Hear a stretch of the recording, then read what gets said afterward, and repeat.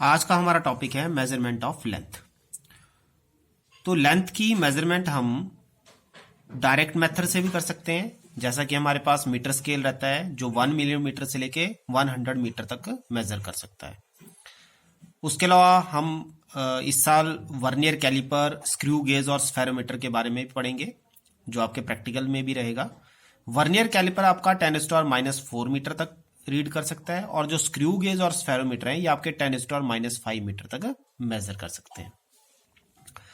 उसके बाद हम एक मेथड हमारे पास रहता है इनडायरेक्ट मेथड, जिससे हम लॉन्ग डिस्टेंसेस मेजर कर सकते हैं, जिसको हम नाम देते हैं पैरेलैक्स मेथड।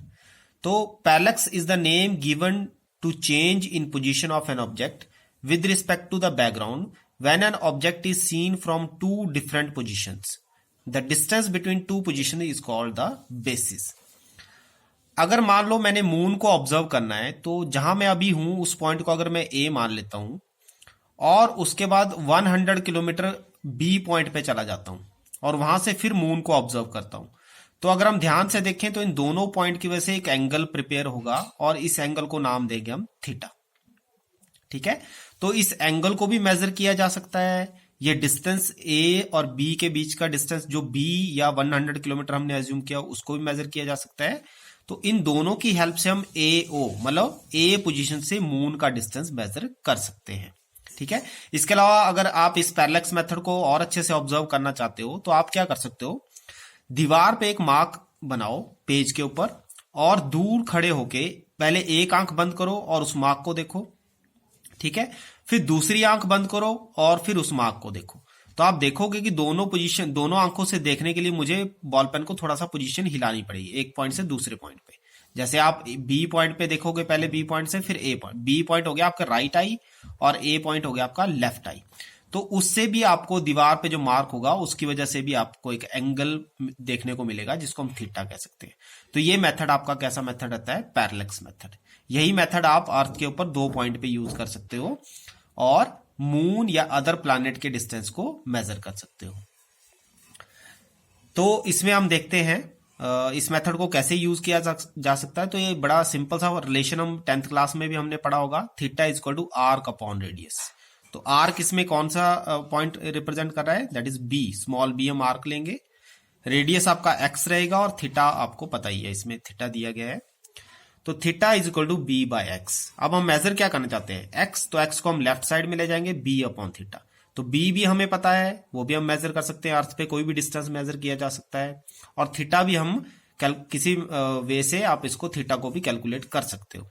तो इन दोनों की वैल्यू पता लगने से हम एक्स को डिस्टेंस को मेजर कर सकते हैं बाय यूजिंग पैरेलैक्स मेथड। तो जो पैरेलैक्स मेथड आपका रहता है ये आप 100 लाइट ईयर से लेस देन डिस्टेंस तक यूज कर सकते हो। 100 लाइट ईयर्स बहुत बड़ा डिस्टेंस होता है, तो वहां तक इसको यूज किया जा सकता है। अब इसके बाद अगर हम बात करें जो आपके डिफरेंट डिस्टेंसेस है, जैसे मैं यहां आपको दिखाता हूं, ये मेजरमेंट की गई है रेडियस ऑफ प्रोटॉन। उसके अलावा बढ़ते बढ़ते आप देख रहे हो estimated size of observable universe 10⁻26। तो ये मेजरमेंट कुछ की गई है, कुछ डायरेक्ट मेथड से और कुछ इनडायरेक्ट मेथड से। तो ये एस्टिमेटेड वैल्यूज निकाली गई हैं। एस्टिमेटेड का मतलब आइडिया लगाया गया है कि इतना 10⁻26 मीटर तक आपका क्या होगा, यूनिवर्स फैला हुआ है। ठीक है, तो इस तरह से आप पूरा टेबल आप देख सकते हो, अलग अलग चीजों की मेजरमेंट इसमें दी गई है। उसके बाद हम बात करेंगे मेजरमेंट ऑफ मास की। तो मेजरमेंट ऑफ मास में हमारे पास बड़े सिंपल से मेथड भी हैं। जैसे ग्रोसरी शॉप में आप देखते हो कॉमन बैलेंस यूज किया जाता है। जब भी आप कोई चीज परचेज करते हो तो ग्रोसरी शॉप वाले कॉमन बैलेंस से आपको वो चीज मेजर करके देते हैं। इसके बाद अगर आपने प्लैनेट की मास की मेजरमेंट करनी है, किसी प्लैनेट को के मास की, तो ग्रेविटेशनल मेथड हमारे पास रहता है। फिर हमारे स्मॉल मासेस के लिए मास स्पेक्ट्रोग्राफ का एक मेथड है, जिससे हम स्मॉल मासेस को भी मेजर कर सकते हैं।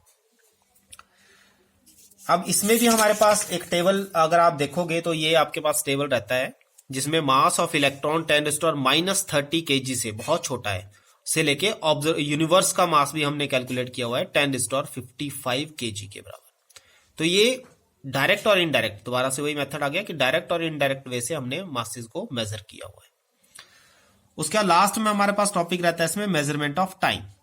तो मेजरमेंट ऑफ टाइम में हमारे पास रहता है इलेक्ट्रॉनिक ऑसिलेटर। इलेक्ट्रॉनिक ऑसिलेटर में हम क्या करते हैं, जंक्शन ट्रांजिस्टर, ये जंक्शन ट्रांजिस्टर क्या होते हैं, ये +2 क्लास में आप देखोगे।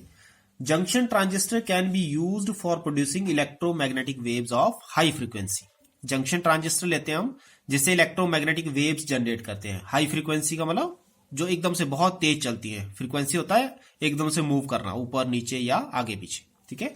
तो हाई फ्रीक्वेंसी की वेव्स जनरेट की जाती हैं और ये जो स्मॉल पीरियड में जो ऑसिलेशंस क्रिएट करती हैं, मतलब इसको ऑसिलेशन कहेंगे, स्मॉल पीरियड में बहुत सारी आपकी वेव्स जनरेट करना। तो ये जो स्मॉल टाइम में ऑसिलेशंस क्रिएट हुई ये यूज की जा सकती हैं स्मॉल टाइम इंटरवल को कैलकुलेट करने के लिए। उसके बाद हमारे पास आती है एटॉमिक क्लॉक। एटॉमिक क्लॉक मैंने आपको बताया था सीजियम एटम हम यूज करते हैं। जब इसमें सीजियम एटम में 900 करोड़ वाइब्रेशंस जनरेट होती हैं तो हमारा क्या होता है, 1 सेकंड होता है। इसको हम सीजियम क्लॉक भी कहते हैं या एटॉमिक क्लॉक भी कहा जाता है इसको, ठीक है। तो ये हम जनरली यूज ही कर रहे हैं डेली लाइफ में, जो क्लॉक यूज हो रही है तो ये आपकी एटॉमिक क्लॉक की है। उसके बाद हम बात करते हैं रेडियो एक्टिव डेटिंग।